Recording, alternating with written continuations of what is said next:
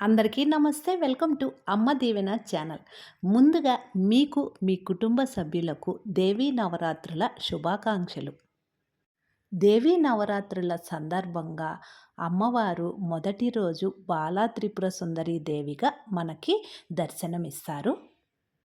నేను మా ఇంట్లో ఈరోజు సింపుల్‌గా అమ్మవారి పటము, నా దగ్గర చిన్న దుర్గాదేవి విగ్రహం ఉందండి. అది కూడా పెట్టి చక్కగా సింపుల్‌గా మొదటి రోజు పూజ చేసుకున్నాను. అమ్మవారికి మొదటి రోజు కట్టె పొంగలి నైవేద్యంగా సమర్పిస్తారు. ప్రతిరోజు అమ్మవారికి వడపప్పు, పానకం సమర్పించాలి. అవి 2 సమర్పించిన తరువాత ఏ రోజు నైవేద్యం ఆ రోజు సమర్పిస్తే సరిపోతుంది. మనము పూజ చేసుకునే రోజు తెల్లవారుజామునే నిద్ర లేచి వాకిటిని కూడా శుభ్రం చేసి పూజ గదిని ఇల్లుని అంతా చక్కగా శుభ్రం చేసి ఆ తరువాత మనం కూడా తలస్నానం చేసి ఆ తరువాత చక్కగా పీఠం సిద్ధం చేసుకోవాలి. లేదంటే పూజ గదిలో కూడా చక్కగా అమ్మవారి ఫోటోని పెట్టుకొని పూజ చేసుకోవచ్చు. ఈ దేవీ నవరాత్రుల పూజ కోసము పీఠాన్ని ఎలా ఏర్పాటు చేసుకోవాలో పూర్తి వివరాలతో ఆల్రెడీ అమ్మ దీవెన ఛానల్లో వీడియో అప్లోడ్ చేశానండి. అవసరం అనుకుంటే చూడండి.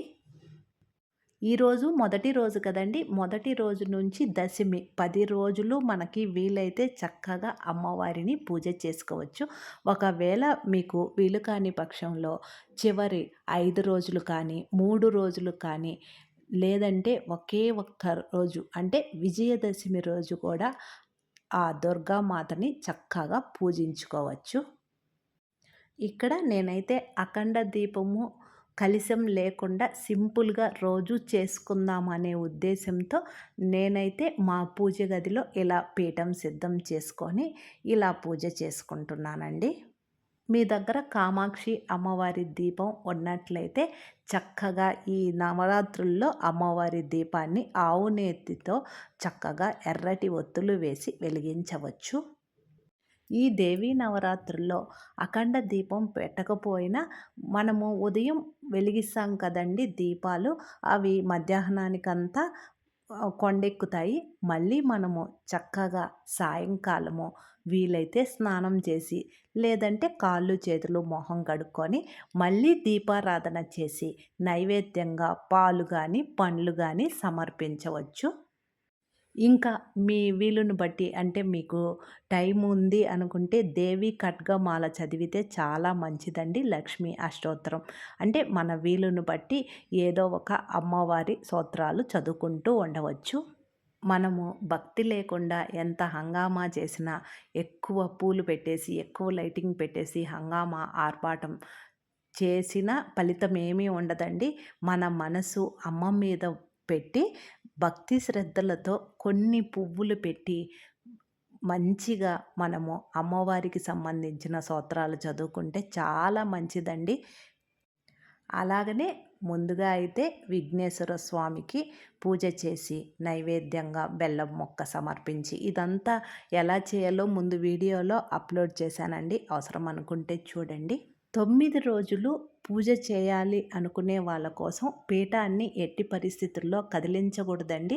మనము మొదటి రోజు ఎక్కడ పెట్టామో అక్కడ చక్కగా అలాగనే ఉంచి ముందు రోజు పువ్వులు తీసి తరువాత దీపారాధన చేసినటువంటి ప్రమిదలు ఉన్నాయి కదండి, అవి శుభ్రం చేసుకొని వాటిని మళ్ళీ చక్కగా పసుపు, కుంకుమ, గంధములతో అలంకరించి అమ్మవారి చిత్రపటానికి విగ్రహానికి పువ్వులతో అలంకరించాలి. వీలైతే ఎర్రటి పువ్వులు ఉపయోగించుకుంటే చాలా మంచిది.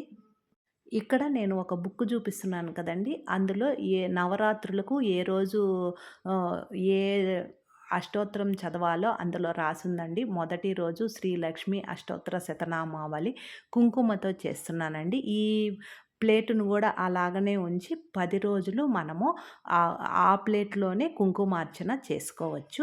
అందులో నుంచి కాస్త కుంకుమ తీసి మన నుదుటిన పెట్టుకోవచ్చు. తరువాత ఈరోజు నైవేద్యం కట్టె పొంగలి అండి. అంటే వీలైతే చేసి పెట్టవచ్చు. లేదంటే రోజు పానకం, వడపప్పు సమర్పించి పండ్లు సమర్పిస్తే సరిపోతుంది. మొదటి రోజు కొబ్బరికాయ కొడితే చాలా మంచిదండి.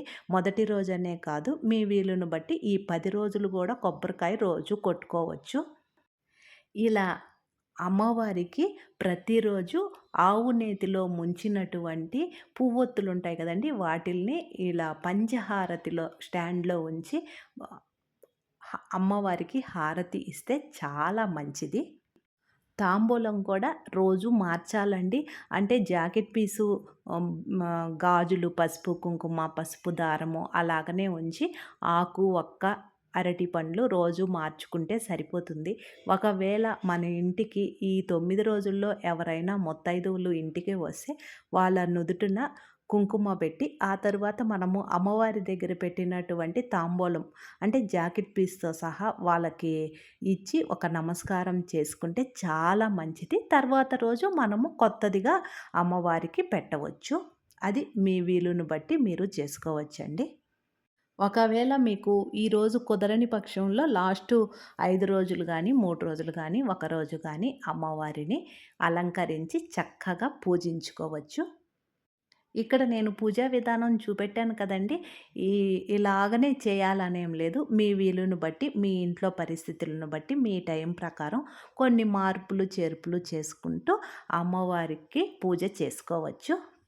ఇంకా సింపుల్‌గా తక్కువ టైంలో అంటే అమ్మవారికి పువ్వులు పెట్టి దీపారాధన చేసి నైవేద్యంగా వడపప్పు, పానకం, పండ్లు పెట్టి ఒక్క నమస్కారం చేసుకున్నా సరిపోతుందండి. ఆమె చల్లని చూపు మన మీద, మన కుటుంబ సభ్యుల మీద ఎల్లవేళలా ఉంటుంది. ధూపం మాత్రం ఉదయం, సాయంకాలం 2 పూటల వేయాలి. ఎర్రని అక్షింతలు అమ్మవారి పాదాల దగ్గర ఉంచితే సరిపోతుంది. అంతేనండి. ఈ వీడియో కొంతమందికైనా ఉపయోగపడుతుందని అప్లోడ్ చేస్తున్నానండి. మీకు ఉపయోగపడుతుంది అనుకుంటే లైక్ చేసి, షేర్ చేయండి. మన అమ్మ దీవెన ఛానల్ ఫస్ట్ టైం చూస్తుంటే మర్చిపోకుండా సబ్స్క్రైబ్ చేసుకోండి. నెక్స్ట్ వీడియోలో అమ్మవారి ఆలయంలో నిమ్మకాయల దీపారాధన ఎలా చేస్తారో పూర్తి వివరాలతో వీడియో అప్లోడ్ చేస్తాను. చూడండి తప్పకుండా. ఇంకా మీకేమన్నా సందేహాలు ఉంటే కామెంట్ సెక్షన్‌లో అడగండి. తప్పకుండా మీకు సమాధానం ఇస్తాను. నేను వేరొక వీడియోతో మీ ముందుంటాను. Thank you.